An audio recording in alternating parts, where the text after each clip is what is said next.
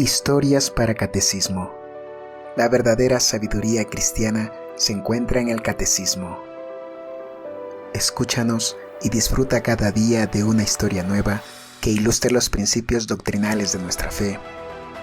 Ya sea que te presentemos vidas de santos, anécdotas de cristianos o libros de espiritualidad católica, en Historias para Catecismo encontrarás el material necesario para disfrutar más de las verdades de la fe. Acompáñanos. 20 de mayo. San Bernardino de Siena. Franciscano, 1380-1444. Este ilustre confesor, esclarecido devoto de la Santísima Virgen, vino al mundo en la ciudad toscana de Massa, el 7 de septiembre de 1380. Sus padres, Tulo y Nera, pertenecían a la nobleza de su país, pero se distinguieron más por su virtud que por su nobleza. Tulo era magistrado de Siena, su ciudad natal, y Nera, mujer eminentemente piadosa, tuvo la dicha de verse madre de un hijo en quien tenía puestas sus más caras ilusiones y las más halagüeñas esperanzas. Mas no le fue dado presenciar los sublimes ejemplos de virtud que más tarde diera su hijo, pues Dios le arrebató la vida cuando Bernardino frisaba en los 3 años. Mas, aunque huérfano, no se encontró el niño abandonado y falto de educación, pues Diana, tía suya, muy piadosa y adornada de las más bellas prendas, fue para él una segunda madre, según el encargo que recibiera de su hermana Nera, antes de que ésta cerrara sus ojos a la luz de este mundo. A los 7 años, Bernardino perdió a su padre y quedó enteramente bajo la dirección y custodia de su tía, la cual, mirando aquel vástago como un depósito sagrado, continuó inspirándole las sabias máximas del Evangelio y educándole con el mismo esmero de sus padres. Bernardino, atento y sumiso siempre a su tía y demás parientes, supo corresponder a los desvelos que éstos se imponían para su educación, y, así, no es de extrañar que pronto afloraran los gérmenes de virtud que aquella alma privilegiada encerraba. Ya en tan tierna edad su corazón era un jardín en el que crecían las fragantes flores de la humildad, modestia, afabilidad, devoción, caridad y otras virtudes. Se complacía en rezar, visitar iglesias y oír sermones. Le gustaba remedar a los predicadores, cuyos sermones repetía con mucha gracia y exactitud. La caridad para con el prójimo fue en él una virtud característica. De entre los muchos ejemplos que podríamos aducir en confirmación de este acerto, solo citaremos el siguiente. Un día, después de distribuir las limosnas que fueron, sin duda, más numerosas que de ordinario, Diana despidió, sin socorrerle, a un pobre por temor de que escaseara el pan para los de casa, mas el acto fue visto por Bernardino, quien, aproximándose a su tía, le dijo: «Tía, por amor de Dios, demos algo a este pobre, prefiero quedarme yo sin bocado antes que dejar sin pan a este desgraciado». Diana, conmovida por la nobleza de sentimientos del niño, le abrazó y accedió a sus deseos. Toda la vida de Bernardino, incluso la de su niñez, fue la de un santo. Aun en los juegos más pueriles se le veía siempre aficionado a lo que podía excitar la devoción. Cumplido que hubo los 11 años, fue a vivir con unos tíos paternos, Cristóbal y Ángel Albiceschi, los cuales, viendo en Bernardino muy notables disposiciones para el estudio, le confiaron a 2 célebres maestros, Onofre el gramático y Juan de Spoleto, en cuyas aulas se distinguió pronto, sobresaliendo entre todos sus condiscípulos, no solo por la inteligencia y sabiduría sino también por su docilidad y virtud.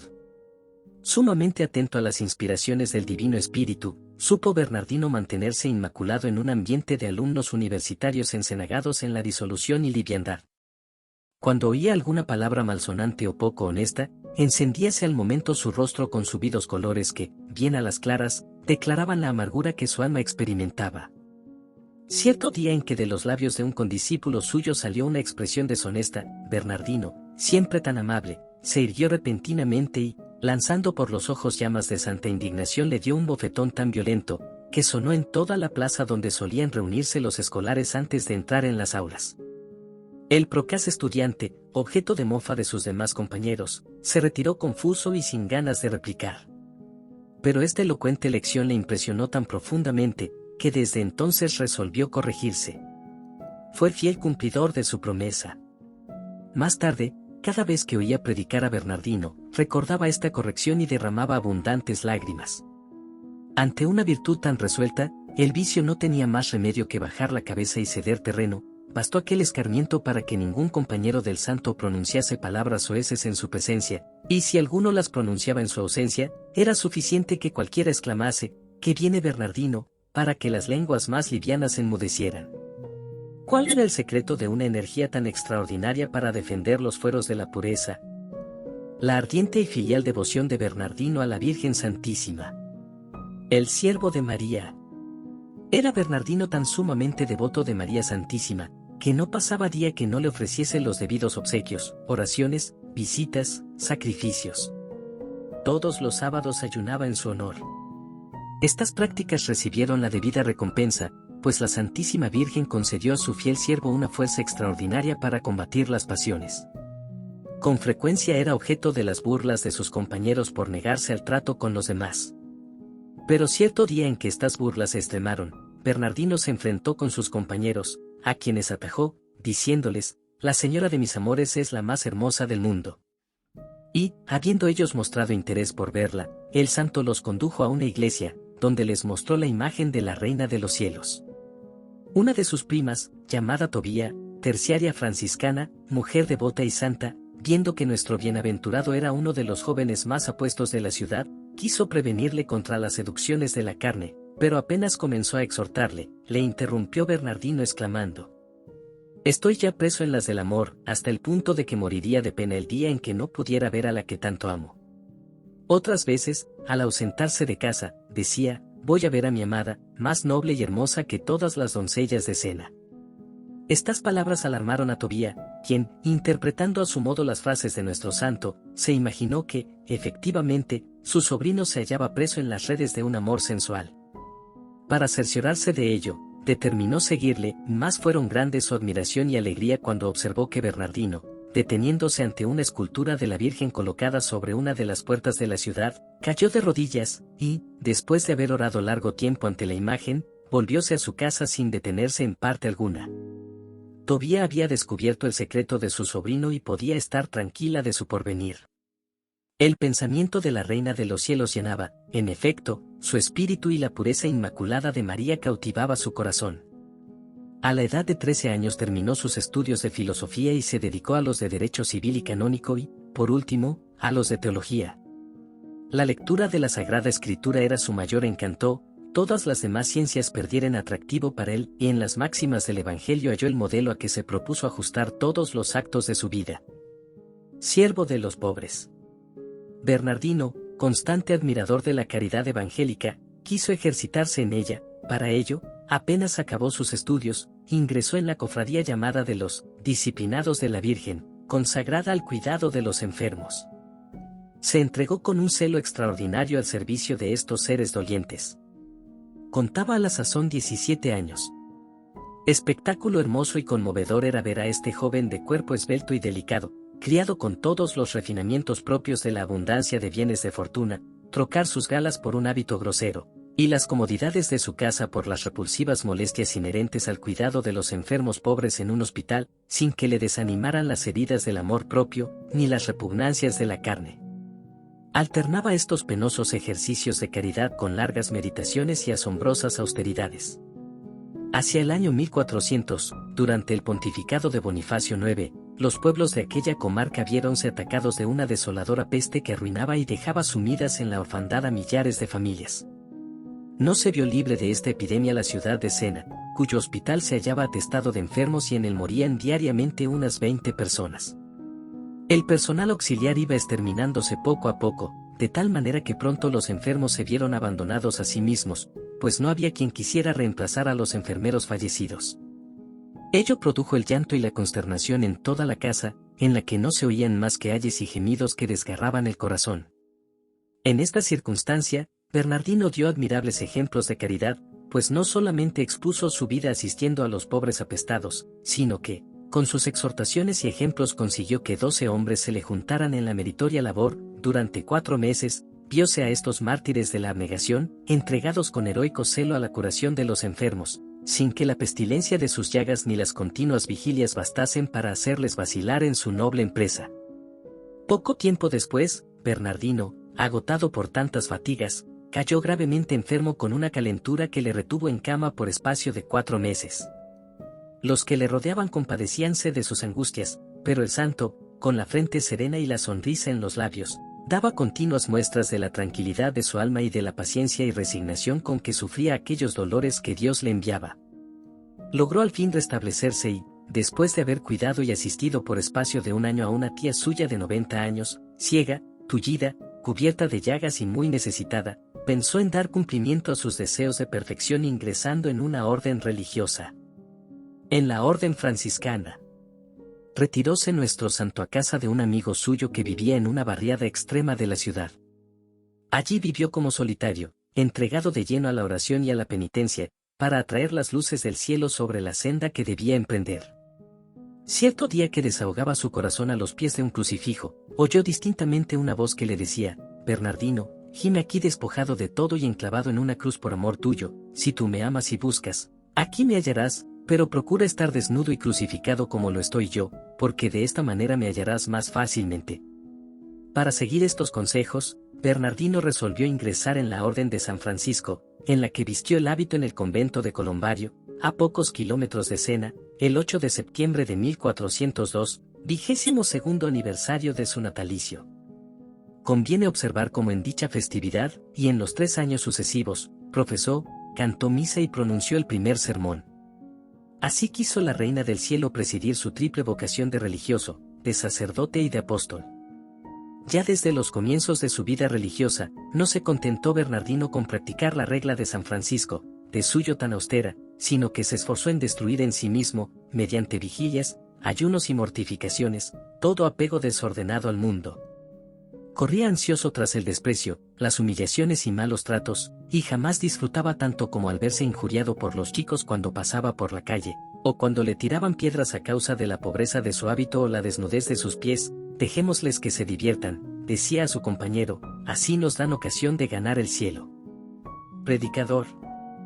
Hecha la profesión, dispusieron los superiores que hiciera valer su talento en la predicación. Grande fue la dificultad que se le presentó para ello, pues la debilidad de su voz, unida a una pertinaz ronquera, le hacían poco apto para las tareas del púlpito. Mas no se desanimó por eso, sino que acudió a la Santísima Virgen, quien inmediatamente dio robustez y claridad a su voz y le adornó además con todas las cualidades de un buen predicador. No se podía oír su palabra cálida e inflamada de caridad sin quedar hondamente emocionado. Los pecadores, poseídos súbitamente de arrepentimiento y amargura, confesábanse con él y volvían a sus casas enmendados. Los jugadores iban a entregarle los dados, naipes y todos los instrumentos de juegos ilícitos, y las mujeres sus atavíos, trenzas, afeites y otros objetos de vanidad, que realzan el cuerpo con detrimento del alma. Ardía entonces en Italia la guerra entre güelfos y gibelinos, la discordia causaba los más terribles estragos entre los habitantes de un mismo pueblo y los miembros de una misma familia, pero el celo de nuestro santo supo poner, en escena, término a situación tan desastrosa, logrando apaciguar los ánimos a fuerza de exhortaciones, y reconciliando a los adversarios.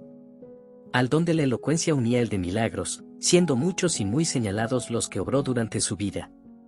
He aquí algunos. Una niña, que padecía de 2 úlceras terribles, una de las cuales radicaba en el pecho y por la que salía el aire de los pulmones, fue curada por el santo con solo darle su bendición. Acercósele cierto día un pobre leproso a pedirle limosna y, no teniendo el santo otra cosa que darle, le entregó sus zapatos. Apenas se los calzó aquel desventurado, sanó completamente de su repugnante enfermedad. En otra ocasión tuvo que trasladarse a Mantua para predicar, pero fue detenido por la caudalosa corriente del río, que no pudo vadear. Pidió a un matelero que le pasara a la otra orilla, pero se negó a ello porque Bernardino no tenía dinero con que pagarle, mas no por eso se apuró nuestro bienaventurado, antes al contrario, poniendo su confianza en Dios, tendió su manto sobre las aguas, y montado en el amodo de barco ganó sin dificultad la orilla opuesta. Dios se complacía muchas veces en obrar señalados prodigios para dar mayor fuerza a la predicación de nuestro santo, y así sucedió, entre otras, en ocasión en que, haciendo el panegírico de la Santísima Virgen, citó estas palabras del Apocalipsis, una gran señal apareció en el cielo. En el mismo instante descendió sobre su cabeza una estrella de extraordinario resplandor que deslumbró a todos los oyentes. Era tan prudente y discreto en sus invectivas, que sabía reprender los vicios sin señalar a los culpables, de modo que nadie podía ofenderse. Sin embargo, como la verdad suele ser amarga, el duque de Milán, Felipe María Visconti, amigo de la lisonja, se dio por aludido en un sermón de Bernardino contra este defecto. Resentido, el duque amenazó al santo en caso de continuar abusando, decía él, de su ministerio. Pero el apóstol, sin inmutarse, le contestó humildemente que su misión era la de combatir el vicio doquiera se hallase, que no había indicado a persona alguna, y que extrañaba sobremanera que de su doctrina sacase resentimiento y no enmienda, añadiéndole por último que estaba determinado a hacer oír a los fieles las verdades del Evangelio, y que tendría a gran dicha el ser perseguido por esta causa. Convencido Visconti de las razones que asistían a Bernardino, le envió, por conducto de un oficial de palacio, una bolsa con 500 ducados, pero el santo se resistió a aceptarla, y dijo al enviado: «Decida vuestro señor y dueño, que nuestro padre San Francisco atiende a todas las necesidades de sus hijos y no les deja otro cuidado que el de servir a Dios y ser útiles a sus prójimos». Cuando el oficial transmitió tan hermosa respuesta al duque, admiróse éste en gran manera y volvió a enviar el dinero a nuestro bienaventurado, para que lo distribuyera entre los pobres. «Si tal es el deseo de vuestro señor», contestó entonces San Bernardino, «venid conmigo a la cárcel y pronto podréis dar fe de que se han cumplido sus caritativos propósitos». Avínose a ello el mensajero y, una vez llegados a la prisión, con aquellos ducados libró el santo a gran número de personas que se hallaban encarceladas por deudas. Desde aquel momento la aversión injustificada del duque se convirtió en veneración hacia Bernardino, quien sin obstáculos de ningún género, siguió predicando contra los vicios de los grandes y logró una saludable mudanza en las costumbres de la nobleza milanesa. Bernardino, apóstol inspirado y taumaturgo insigne, a ejemplo de Jesucristo, practicaba cuanto enseñaba a los demás. Jamás pudo nadie advertir la menor contradicción entre sus palabras y sus obras. Predicaba la humildad, y la practicaba hasta el anonadamiento, exhortaba a la caridad, y se privaba hasta de lo más necesario a su sustento para socorrer a los desgraciados, ensalzaba la virtud de la castidad, y su pureza era realmente angelical. «Haced penitencia», decía a los pecadores, y las mortificaciones corporales que se imponía infundían espanto en el ánimo de los religiosos más austeros. El santo nombre de Jesús. Puede decirse que San Bernardino de Sena fue el iniciador del culto al dulce nombre de Jesús. Al final de sus sermones mostraba al pueblo una tabla en la que se hallaba grabado en letras de oro el monograma JHS e invitaba a los fieles a postrarse ante ella para venerar el nombre del Redentor del mundo. Esta devoción, tildada en un principio de novedad peligrosa, le atrajo no pocas contradicciones. Las palabras con que llamaba al pueblo fueron interpretadas torcidamente, y a tal punto llegaron las calumnias contra el santo, que el Papa Martín V le llamó a su presencia y le prohibió propagar el culto mencionado. Bernardino se sometió humildemente sin decir ni una palabra de justificación, pero Dios se encargó de salir en defensa de su siervo, y no tardó el Papa en descubrir la impostura de los que acusaban al santo de propagar devociones supersticiosas. Llamó entonces nuevamente a nuestro bienaventurado, y no solo alabó su celo por el culto divino, sino que le permitió seguir propagando el del dulce nombre de Jesús y le rogó aceptase el obispado de Sena, dignidad que rehusó humilde pero firmemente, como asimismo los obispados de Carrara y Urbino, que le ofreció el Papa Eugenio IV, sucesor de Martín V. Fue elegido vicario general de su orden, cargo que no pudo renunciar porque le fue impuesto en nombre de la santa obediencia, restableció la disciplina en algunos conventos en que se hallaba un tanto relajada y fundó otros nuevos bajo la advocación de Santa María de Jesús, advocación que comprendía las dos devociones tan gratas a su corazón. Como prueba de la prosperidad que, debido a su celo alcanzó la orden seráfica en Italia, bastará decir que, no existiendo en aquellos reinos cuando él tomó el hábito más que 20 monasterios con 200 religiosos, al morir el santo se elevaba el número de los primeros a más de 300 y el de los segundos a 5000. A causa de los quebrantos sufridos en su salud por las terribles penitencias que se imponía, a los 3 años de su elección hubo de descargar parte del peso de su espinoso cargo en San Juan de Capistrano, su discípulo, que le sucedió cuando su creciente debilidad le imposibilitó en absoluto para desempeñar la vicaría. Su último acto como vicario general fue restablecer la paz que se había turbado en Massa, lugar de su nacimiento.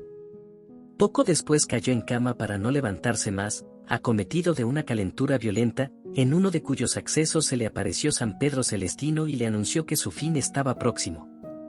Inmediatamente pidió Bernardino que le fueran administrados los santos sacramentos, los cuales recibió con extraordinario fervor. A ejemplo de su padre San Francisco, rogó a sus hermanos que le tendieran sobre el duro suelo para entregar su alma a Dios, la cual voló al cielo el 20 de mayo de 1444, víspera de la Ascensión, cuando sus hermanos en religión entonaban la siguiente antífona: Padre, he dado a conocer a los hombres tu santo nombre, y ahora voy a ti. Había vivido en la tierra 64 años. Los grandes prodigios obrados por él en vida, y los que continuaron después junto a su sepulcro, apresuraron el proceso de su canonización, comenzado en el pontificado de Eugenio IV y fallado favorablemente en el de Nicolás V el año 1449, o sea 5 años después de su dichoso tránsito.